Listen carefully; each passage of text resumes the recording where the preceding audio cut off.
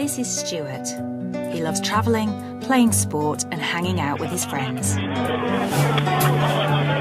At 21, he went backpacking to Asia. Good, one crash so far, one crash. He was like Mr. Party Boy, very social, like flipped from one party to another and, you know, kind of fit everyone in. We just hit a cow. Stuart fitted 48 hours into 24 hours every single day. That included, you know, what was allegedly sleep time. When he was 23, he went to Paris to study and got together with Lorna. We had like 5 amazing months in Paris. Paris was just pretty much, it was like picnics and, you know, just lots and lots of like fun times, and I loved like how like spontaneous he was. By the time he was 24, he'd landed a job as a trader and moved to London. He wanted to bite into life and get as much as he could out of it. He had a great sense of fun and a great sense of determination. I know I was thoroughly looking forward to seeing how he was grabbing the city by the scruff of the neck and really going for it.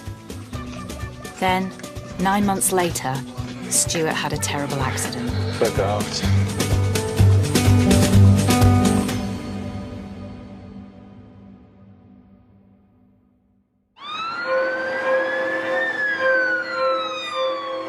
On the 5th of April 2008, Stuart was admitted into hospital.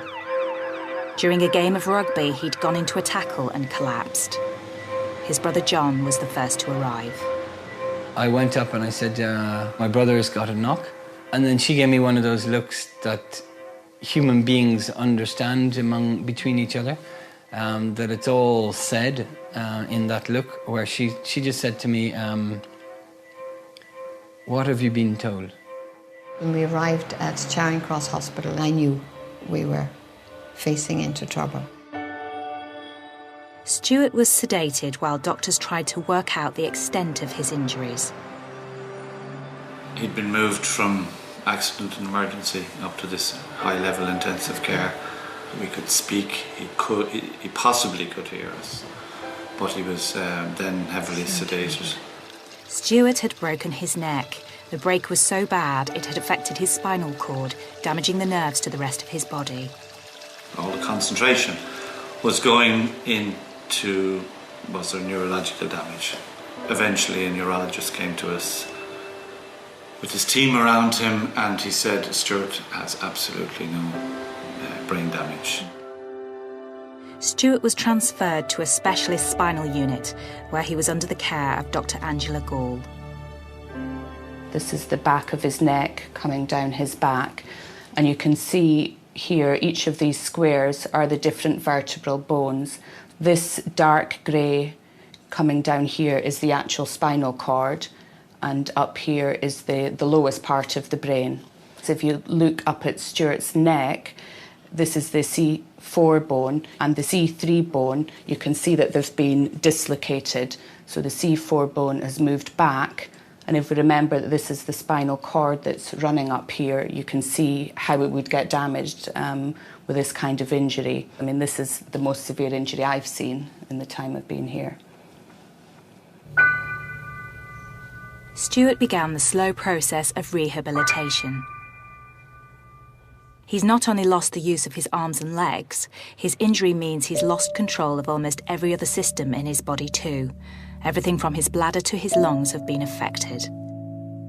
First, he had to learn to speak again. We had like a chart with letters and we'd like point out the letters and he'd try and make his sentences from that. Managing the visitors became a big issue. On the positive side, 3 or 4 lots of his friends could all arrive in one particular evening. Everybody seemed to be rallying around him. We spent like that whole summer together. After his accident, like there was always so many first steps. Like there was like the first time that, you know, he ate like a piece of fruit like from like a gauze cloth. You know, just this like sheer sense of like satisfaction on his face was just incredible. He was being extremely brave and he was making a great effort. But you know, as he became more familiar with his condition,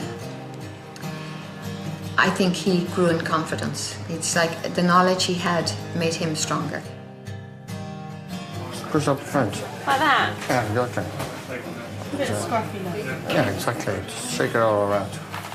Finally, after 8 months in hospital, Stuart is going home. There's this thing happening. Alison, you were meant to comb my hair. It looks a bit better. Stuart's accident has left him with no movement or feeling from the neck down. Give you a last drugs. Last drugs. Yesterday was a bit of a setback. My chest was a bit phlegmy, so they were a bit worried that I might not get out today. But we worked hard on it, so I was going to make damn sure that I was going to get out. Where's the best place to put it? In the side pocket of the reg. This one as well? And the car? Even minor improvements are massive. And I suppose, even though I am in a wheelchair, I do feel I can have a life and live it to the full, even though it's a different life.